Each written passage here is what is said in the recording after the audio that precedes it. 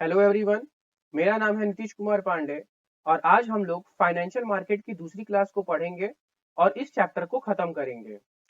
मैं एक इन्फॉर्मेशन देना चाहता हूं कि इस क्लास को स्टार्ट करने से पहले मैं चाहता हूं कि आप फाइनेंशियल मार्केट की पहले वाले क्लास को देख लें ताकि आप लोग इस क्लास को इजीली कनेक्ट कर पाएं। इस क्लास को स्टार्ट करने से पहले मैं आप सभी लोगों को रिक्वेस्ट करता हूं कि आप इस चैनल को सब्सक्राइब, वीडियो को लाइक एंड कमेंट करें और आप इस चैनल पे दूसरे सब्जेक्ट्स के प्लेलिस्ट को भी देख सकते हैं जो कि यूपीएससी सिलेबस के अकॉर्डिंगली डिजाइन किए गए हैं। ये सारे वीडियोस पेड कोर्सेज के पार्ट हैं, लेकिन आपका रिस्पांस अच्छा रहा तो ये आपको यूट्यूब पे ही मिल जाएंगे। जो भी सीरियस एस्पिरेंट्स हैं वो वाइस सर को कांटेक्ट कर सकते हैं on WhatsApp 7200681675 test series and foundational videos के लिए। तो चलिए शुरू करते हैं आज का क्लास फाइनेंशियल मार्केट पार्ट 2। तो आज के क्लास में हम लोग प्रीवियस क्लास के टॉपिक्स को थोड़ा रिवाइज कर लेंगे ताकि इस क्लास को थोड़ा कनेक्ट कर पाए। मनी मार्केट के बारे में जानेंगे, टर्म्स ऑफ स्टॉक मार्केट के बारे में जानेंगे, मतलब कुछ कुछ टर्म्स जो स्टॉक मार्केट में यूज होता है और बेसिकली प्रीलिम्स में पूछा जाता है। प्राइमरी वर्सेस सेकेंडरी मार्केट के बारे में थोड़ा देखेंगे। इन दोनों मार्केट के बारे में हम लोगों ने डिटेल में पढ़ा है प्रीवियस क्लास में, तो आज एक हम लोग डिफरेंस के फॉर्मेट में, एक टेबुलर फॉर्मेट में इसको थोड़ा फिर से एक बार हम लोग देखेंगे। मनी वर्सेस कैपिटल मार्केट में डिफरेंस करेंगे और टॉपिक ऑफ द डे जो कि आपका मेंस पर्सपेक्टिव से बहुत ही ज्यादा इंपॉर्टेंट है, तो ये सब चीजों को आज हम लोग डिस्कस करेंगे। तो प्रीवियस क्लास में मैंने फाइनेंशियल मार्केट का बेसिक इंट्रोडक्शन दिया था कि फाइनेंशियल मार्केट वो सिस्टम होता है जहां पे आपका फाइनेंशियल इंस्टीट्यूशन, फाइनेंशियल इंस्ट्रूमेंट और ऑर्गेनाइजेशंस कंटेंट होते हैं। ये बेसिकली आपका डेट और इक्विटी फ्लो को फैसिलिटेट करता है। तो ये मार्केट में ये सब फंक्शन होते हैं। ये मार्केट जो होता है ये दो प्रकार का होता है, कैपिटल मार्केट और मनी मार्केट। कैपिटल मार्केट को हम लोगों ने डिटेल में प्रीवियस क्लास में पढ़ लिया है। आज हम लोग मनी मार्केट को पूरा डिटेल में समझेंगे। तो बेसिकली कैपिटल मार्केट वो मार्केट होता है जहां पे आपका इन्वेस्टमेंट इंस्ट्रूमेंट जैसे कि आपका बॉन्ड हो गया, मॉर्टेज हो गया, वो सब वहां पे बेचा या खरीदा जाता है। कैपिटल मार्केट दो प्रकार का होता है, प्राइमरी और सेकेंडरी मार्केट।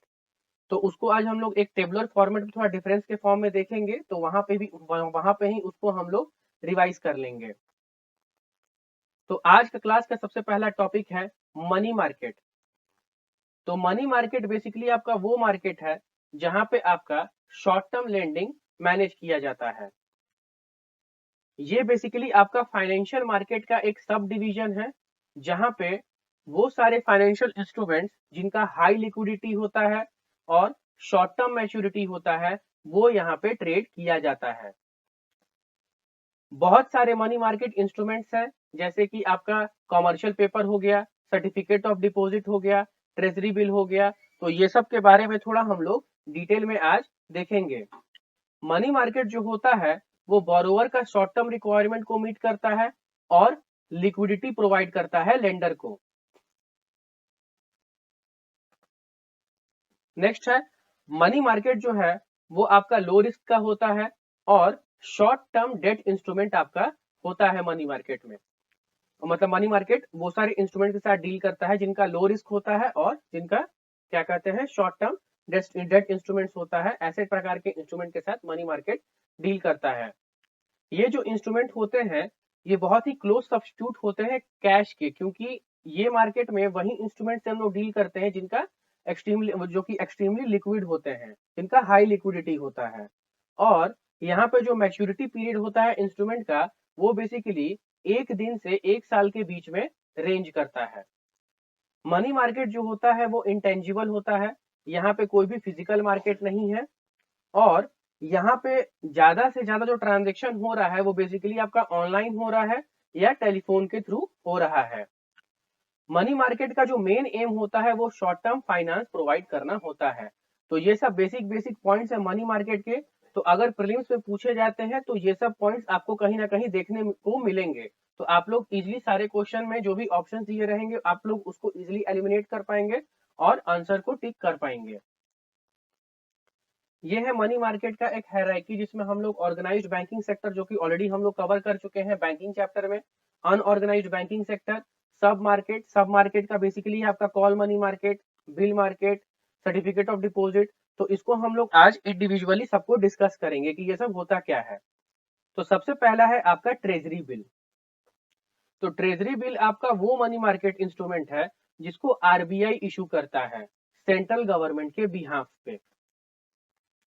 ये जो बिल होता है जब इशू होता है तो किस समय इशू होता है? जब भी आपका शॉर्टेज ऑफ फंड हो तो उस टाइम पे इशू होगा, और जब भी आरबीआई कैश लिक्विडिटी जो मार्केट में है अगर उसको कंट्रोल करना होता है तब आपका ट्रेजरी बिल को इशू किया जाता है।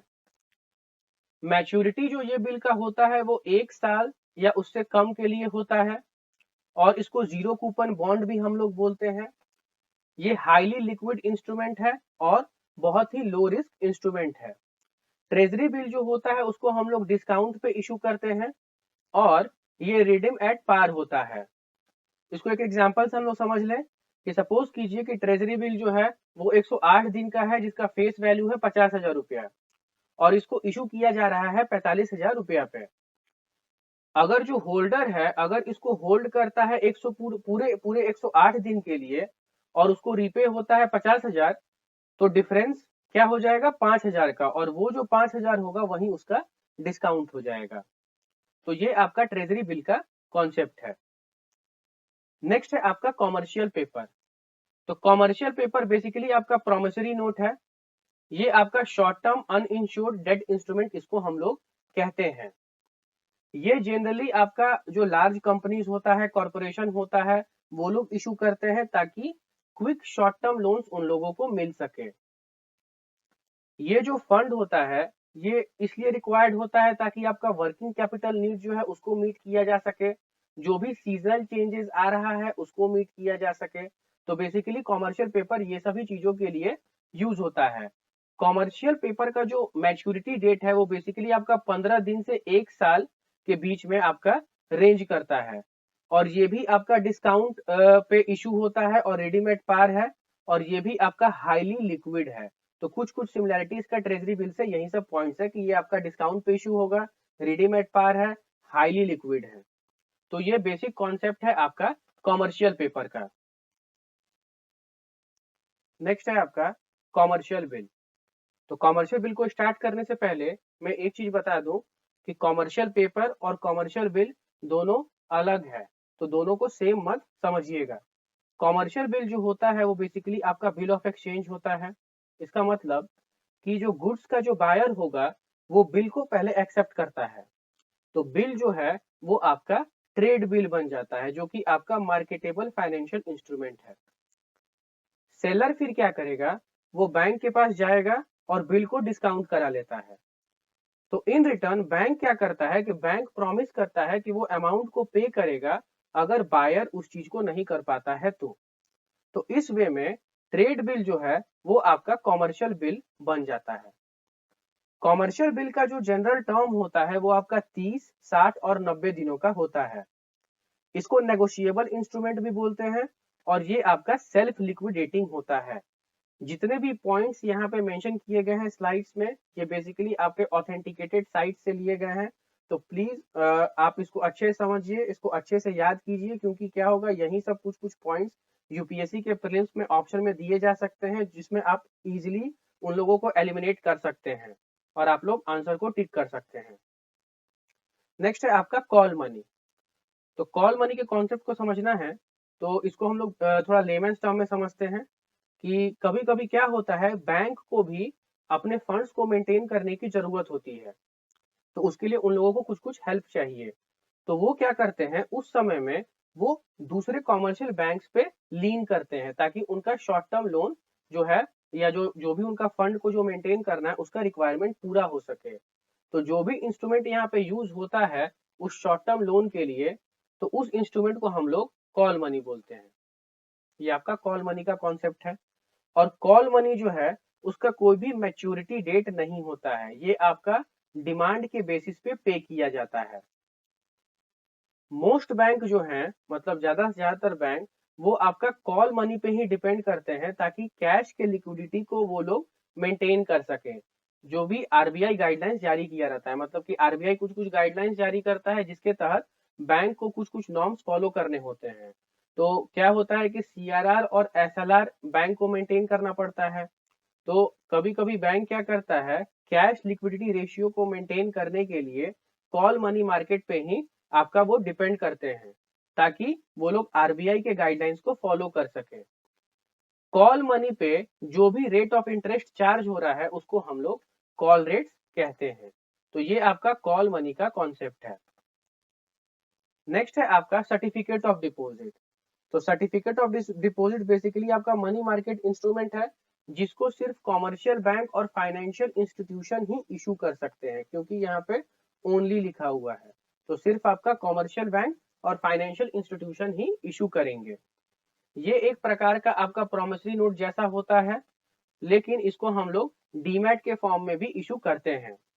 इसका जो मैच्योरिटी पीरियड होता है वो 7 दिन से 1 साल के बीच में होता है, जब बैंक इशू करता है।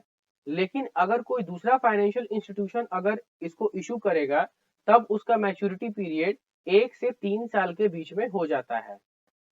सर्टिफिकेट ऑफ डिपॉजिट आपका डिस्काउंट पे इशू किया जाता है, और ये जो इशू होता है वो सिर्फ मल्टीपल्स ऑफ 1 लाख पे ही होता है। तो ये आपका सर्टिफिकेट ऑफ डिपॉजिट का कॉन्सेप्ट है। नेक्स्ट हम लोग देखेंगे फंक्शंस ऑफ मनी मार्केट। तो हम लोग को पता है कि मनी मार्केट बेसिकली आपका शॉर्ट टर्म फाइनेंशियल नीड्स के लिए होता है। तो सबसे पहला फंक्शन तो आपका वही हो गया कि ये आपका शॉर्ट टर्म फाइनेंशियल नीड्स पूरा करता है।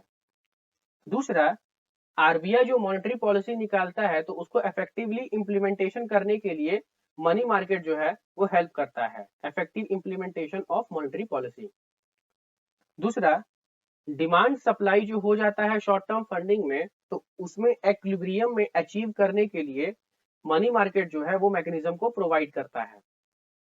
नेक्स्ट पॉइंट है कि शॉर्ट टर्म फंड्स को एलोकेट करने में भी हेल्प करता है जब आपका इंटर बैंक ट्रांजेक्शन होता है। और नेक्स्ट पॉइंट है आपका कि ये आपका फंड्स प्रोवाइड करता है नॉन इन्फ्लेशनरी वे में, जिसके तहत गवर्नमेंट ऑफ इंडिया अपना डेफिसिट को मीट कर पाता है। और लास्ट पॉइंट कि ये इकोनॉमिक ग्रोथ को भी एक्सपेडाइट करता है, मतलब कि इकोनॉमिक ग्रोथ को बूस्ट करता है। तो ये सब कुछ कुछ फंक्शंस हैं आपके मनी मार्केट के। नेक्स्ट है आपका features of developed money market. तो ये आपका सेंट्रल बैंक के एग्जिस्टेंस को इंश्योर करता है, प्राइसेस में स्टेबिलिटी लेकर आता है, इंटरेस्ट रेट को यूनिफॉर्म करता है, इंटरनेशनल अट्रैक्शन करता है, और आपका highly organised commercial banking system को सपोर्ट करता है। तो ये सब बेसिकली आपका डेवलप्ड मनी मार्केट का फीचर्स है। नेक्स्ट हम लोग पढ़ेंगे टर्म्स ऑफ स्टॉक मार्केट। इसका मतलब क्या है कि ये बेसिकली प्रीलिम्स पे कभी कभी कुछ टर्म्स आते हैं जो कि हम लोग को पता नहीं होता है। तो हम लोग आज स्टॉक मार्केट रिलेटेड 4 या 5 कुछ टर्म्स देखेंगे जो कि आपको हेल्पफुल होगा प्रीलिम्स के पॉइंट ऑफ व्यू से। तो सबसे पहला है आपका स्वीट शेयर। स्वीट शेयर मतलब क्या होता है कि अगर हम लोग शेयर, मतलब कि सपोज कि एक कंपनी है, उस कंपनी में एम्प्लॉइज हैं, तो अगर हम लोग शेयर उन एम्प्लॉइज को ही देते हैं विदाउट एनी चार्ज, तो उसको हम लोग स्वीट शेयर कहते हैं। नेक्स्ट है बदला। तो बदला में क्या है, जब भी बायर्स ट्रांजेक्शन को अगर पोस्टपोन कर देते हैं तो उस कॉन्सेप्ट को हम लोग बदला बोलते हैं। ये सारा स्टॉक मार्केट्स का टर्म है। नेक्स्ट है आपका बोनस शेयर। तो अगर हम लोग शेयर एग्जिस्टिंग शेयर होल्डर को ही देते हैं बिना किसी चार्ज के, तो उसको हम लोग बोनस शेयर का नाम देते हैं। नेक्स्ट है आपका फ्यूचर। तो फ्यूचर जो होता है वो आपका स्टॉक मार्केट में बेचा जाता है, और पेमेंट और डिलीवरी जो यहाँ पे होगा वो आपका प्री डिटरमिन्ड रेट पे होता है। तो ये सब कुछ कुछ टर्म्स है आपका स्टॉक मार्केट का। नेक्स्ट और कुछ टर्म्स देख लेते हैं, जैसे कि क्रेडिट रेटिंग एजेंसी हो गया। तो क्रेडिट रेटिंग एजेंसी में बेसिकली आपका CRISL है, उसका ICRA है और केयर है। ये सब के बारे में थोड़ा डिटेल में हम लोग देखेंगे एक्स्ट्रा क्लासेस में।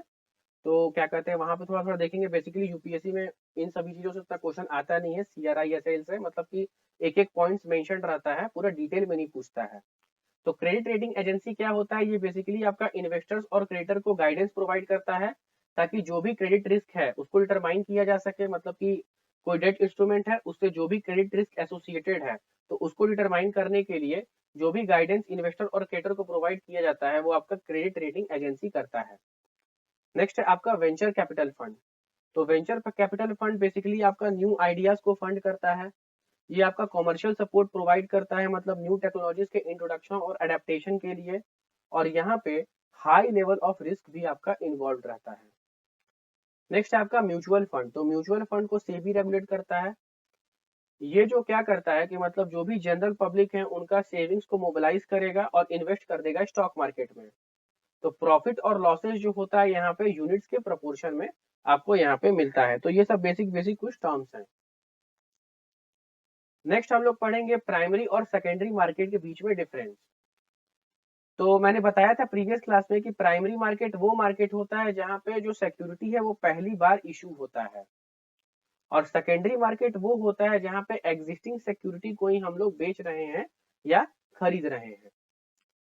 प्राइमरी मार्केट में क्या होता है कि फर्म इशू करते हैं शेयर पब्लिक को, लेकिन सेकेंडरी मार्केट में जो इन्वेस्टर है वो सेल करता है दूसरे इन्वेस्टर को। मतलब कि प्राइमरी मार्केट में पहला जो शेयर था वो इशू हो गया, उसी शेयर को हम लोग किसी दूसरे इन्वेस्टर को भी बेच रहे हैं, तो वो आपका सेकेंडरी मार्केट में हो जाता है। प्राइमरी मार्केट में जो प्राइस होता है वो फर्म के द्वारा फिक्स कर दिया जाता है, लेकिन सेकेंडरी मार्केट में जो प्राइस है वो आपका डिमांड और सप्लाई के बेसिस पे फिक्स किया जाता है। प्राइमरी मार्केट में फर्म जो होता है वो जब पैसा रेज करता है तो वो लॉन्ग टर्म इन्वेस्टमेंट के लिए रेज करता है, लेकिन सेकेंडरी मार्केट में कंपनीज को जो बेनिफिट होता है वो आपका मतलब कि कंपनीज को ही बेनिफिट होता है सेकेंडरी मार्केट से। प्राइमरी मार्केट में कोई भी एक स्पेसिफिक ज्योग्राफिकल लोकेशन नहीं है और इसको सेबी रेगुलेट करता है। उसी तरह सेकेंडरी मार्केट में भी कोई भी एक स्पेसिफिक ज्योग्राफिकल लोकेशन नहीं होता है और यहाँ पे भी सेबी ही रेगुलेट करता है। नेक्स्ट है आपका मनी वर्सेस कैपिटल मार्केट के बीच में डिफरेंस। तो मनी मार्केट मैंने पहले ही बताया था कि बेसिकली आपका शॉर्ट टर्म फाइनेंशियल ट्रांजैक्शन के साथ डील करता है, और कैपिटल मार्केट जो है वो आपका मीडियम और लॉन्ग टर्म फाइनेंशियल ट्रांजैक्शन के साथ डील करता है। मनी मार्केट है बेसिकली आपका प्रमोट करता है वर्किंग कैपिटल फाइनेंस, और कैपिटल मार्केट जो है वो कैपिटल फॉर्मेशन को प्रमोट करता है। मनी मार्केट जो है वो सिर्फ बॉन्ड्स के साथ काम करता है, मतलब कि डील करता है, लेकिन कैपिटल मार्केट जो है वो बॉन्ड और इक्विटी दोनों के साथ डील करता है। मनी मार्केट जो है वो आपका हाई वॉल्यूम ट्रांजैक्शंस के साथ डील करता है, लेकिन आपका जो कैपिटल मार्केट है वो ऑल वैल्यू ट्रांजैक्शन के साथ डील करता है। ये जो लास्ट के जो 2 पॉइंट्स यहाँ पे हैं उनको मैंने ब्रैकेट्स में कवर इसलिए किया है क्योंकि ये सारे पॉइंट्स प्रीवियस स्लाइड्स में कवर्ड नहीं है। बाकी ऊपर के जो 2 पॉइंट्स हैं वो प्रीवियस स्लाइड्स में भी थोड़ा थोड़ा उसके बारे में मेंशन्ड है।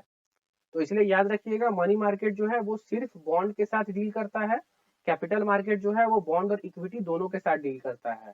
मनी मार्केट आपका हाई वॉल्यूम ट्रांजेक्शन के साथ डील करेगा, और कैपिटल मार्केट जो है वो आपका सभी प्रकार के ट्रांजेक्शन के साथ डील करता है। मनी मार्केट में सिर्फ बैंक होता है, लेकिन कैपिटल मार्केट में ऑल फाइनेंशियल इंस्टीट्यूशंस होंगे। मनी मार्केट में क्या होता है कि जनरल पब्लिक पार्टिसिपेट नहीं करते हैं, लेकिन कैपिटल मार्केट में आपका जनरल पब्लिक पार्टिसिपेट करते हैं।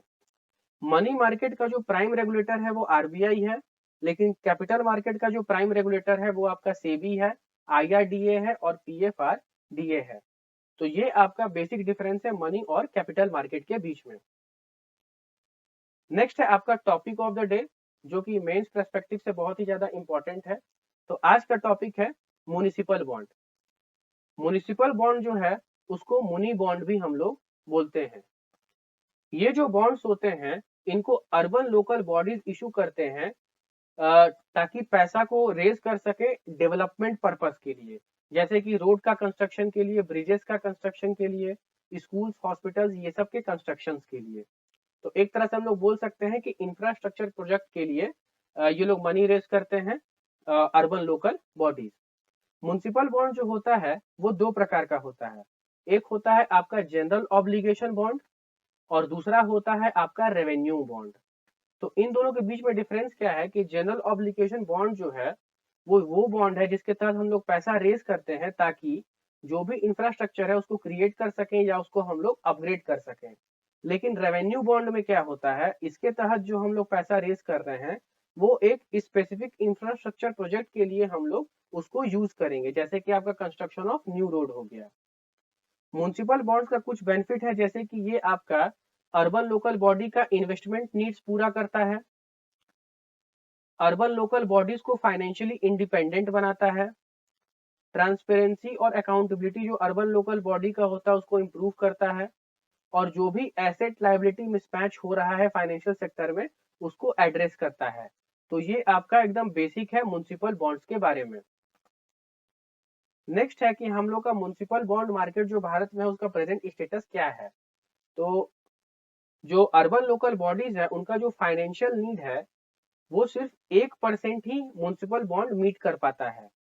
अगर हम लोग उसको कंपेयर करें यूएस में, तो यूएस में क्या हो रहा है कि म्युनिसिपल बॉन्ड जो है वो 10% वो नीड को पूरा करता है। तो हम लोग यहाँ पे एक ह्यूज गैप देख सकते हैं कि हम लोग का जो म्युनिसिपल बॉन्ड मार्केट है जिससे हम लोग कुछ बेनिफिट्स उठा सकते हैं, फाइनेंशियल हेल्प ले सकते हैं, अर्बन लोकल बॉडीज को डेवलप कर सकते हैं, इंफ्रास्ट्रक्चर प्रोजेक्ट को हम लोग और ज्यादा डेवलप कर सकते हैं, तो हम लोग पूरा बेनिफिट नहीं उठा पा रहे हैं क्योंकि वहां से सिर्फ हम लोग 1% ऑफ द फाइनेंशियल नीड ही पूरा कर पा रहे हैं। तो ये एक इंटायर कॉन्सेप्ट जो कि म्युनिसिपल बॉन्ड का है, इस पे मैंने एक मेंस का क्वेश्चन फ्रेम किया है जिसमें है what are municipal bonds, what are the benefits of municipal bond market. तो ये तो अभी मैंने स्लाइड से पढ़ा है तो वहां से देख के आप लोग लिख सकते हैं। लेकिन इसका जो थर्ड पार्ट है state reason for under developed municipal bond market in India, तो मैंने अभी कुछ देर पहले ही बताया है कि हम लोग सिर्फ 1% ऑफ द फाइनेंशियल नीड्स पूरा कर पाते हैं म्युनिसिपल बॉन्ड से। तो आखिरकार ये जो under developed municipal bond market हम लोग के इंडिया में जो है इसका रीजन क्या है, वो आप लोग खुद से थोड़ा सोचिए, इसको रिसर्च कीजिए, क्योंकि ये क्वेश्चन इस साल के मेंस के लिए थोड़ा ज्यादा ही इंपॉर्टेंट है। Thank you. आशा करते हैं कि आपको ये वीडियो पसंद आया होगा। तो इस वीडियो को लाइक कीजिए, कमेंट कीजिए, चैनल को सब्सक्राइब कीजिए। जय हिंद, जय भारत।